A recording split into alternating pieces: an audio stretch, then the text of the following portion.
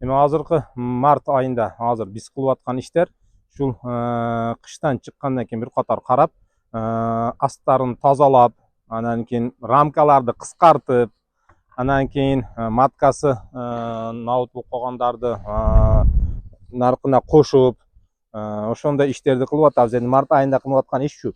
Мына азыр ушул ящигибизде дагы 1, 2, 3, 4, 5, 6, 7 рамка экен. Ошондон бир пустойду мына кыскарттык.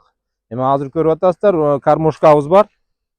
Азыр тышкарыда гүлдөр эми ачылып атат да, тоодо эми гүлдөр ачылышты баштап атат. Ошондуктан ал сироп берип турушубуз керек. Азыр арыны мындай күчөйтүрүш үчүн. Анан азыр биз кышка жакшы багып киргизгенибиз үчүн асалдары жакшы.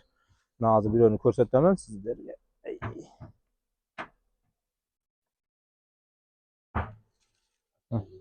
Асалдары жакшы мына көрүп атасыздар. Бирок дагы да сироп берип атабыз. Себеби буларды тезирээк күчөтүш керек.